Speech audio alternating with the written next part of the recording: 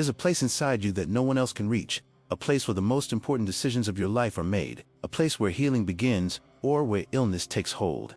That place is your inner world, your thoughts, your feelings, your daily choices. Creating a space for healing in one's own life is an individual responsibility. This is a truth that, although it may sound harsh, is profoundly liberating. Because if the responsibility is yours, the power is too. We are the ones who heal or become ill.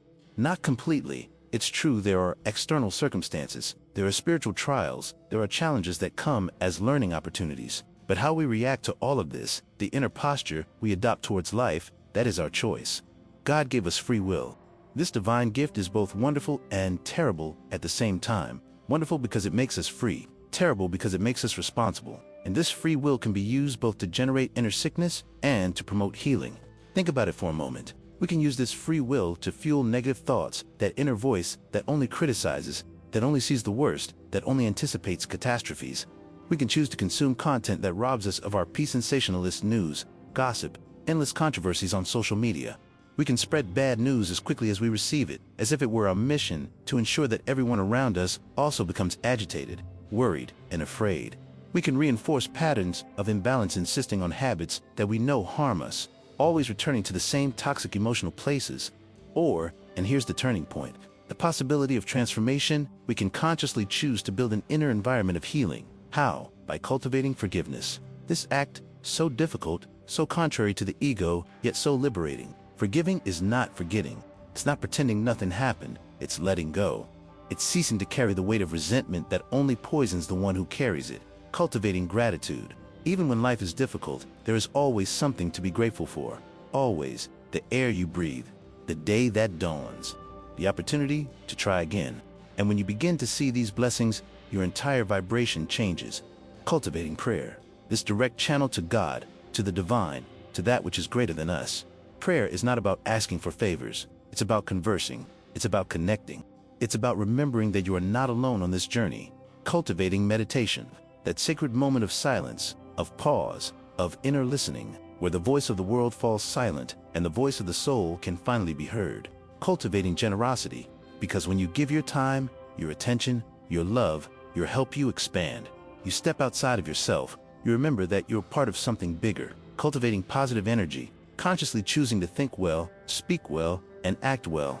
Not to be perfect, but to understand that every thought, every word, every action creates a vibration that affects you and everything around you. When we consistently choose the path of good, not just once, not occasionally, but constantly, something extraordinary happens.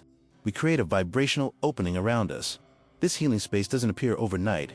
It's formed by the vibrations we nurture daily, throughout the hours, days, and years. It's a work of construction, of patience, of persistence, of faith. But in time, this true transformation attracts the presence and support of the higher spiritual world. Not because you earned it as a prize, but because you created the vibrational conditions for that help to flow to you. Merit is built through the sincere effort to live better. Not through perfection, not through the absence of mistakes, but through the genuine effort day after day to be a little better, to vibrate a little higher, to choose the light when it would be so easy to choose the shadow. And here's something important. Spiritual help becomes more accessible to those who, even amidst difficulties, strengthen themselves in faith, in healthy resignation, and in the practice of good. More accessible than to those who only turn to God in moments of pain without a real commitment to their own transformation. God always listens. The spirits of light are always ready to help, but help flows more easily when there is receptivity. When there is personal effort. It's like wanting a plant to grow, but never watering it, never putting it in the sun, never tending to the soil. You can pray for it to grow, but if you don't do your part, the plant won't thrive. Creating a space for self-healing depends on cultivating optimism, not the blind optimism that denies reality, but the kind that, even when faced with difficulties, chooses to believe that it is possible to overcome them. It depends on cultivating serenity, that inner peace that remains even when everything around is chaos. That firmness of soul that says, I trust, I surrender, I know there is a greater purpose. It depends on cultivating a positive attitude, that disposition to continue, to try again, to not give up, that inner flame that refuses to go out. When the soul is at peace, medical treatments work better, medications are more effective, therapeutic conversations penetrate deeper, spiritual guidance makes more sense. A balanced inner state promotes healing on all levels, physical, emotional, mental, and spiritual. Because everything is connected. You are not separate compartments, you are an integrated being. And when the spirit is well, everything tends to harmonize. By nurturing elevated thoughts of love, peace, gratitude, and hope, by adopting constructive attitudes of forgiveness, generosity, and understanding, by living more consciously, paying attention to the choices you make, the words you speak, and the energies you nourish, you naturally attract spiritual protection. It attracts inspiration to make wiser decisions. It attracts guidance to know which path to follow. It attracts support in difficult times. Not because God favors you more than others, but because you created the conditions to receive it.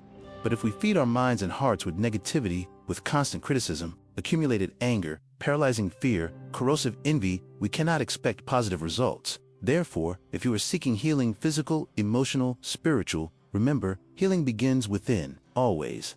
Before searching outside, search within. Before asking others for help, help yourself. Before expecting God to miraculously heal you, do your part by creating the conditions for healing to happen. Heal yourself by building, every day, a sacred space for self. Through the way you think, choosing thoughts that uplift you.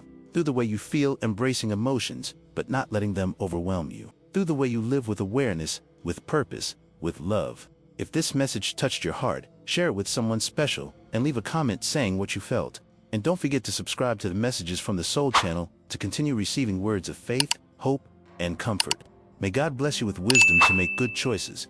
May He strengthen you to create within yourself a sacred space of healing. And may He support you with His divine presence at every step of this journey of transformation. The cure is in your hands. Start today. Start now. Start from within.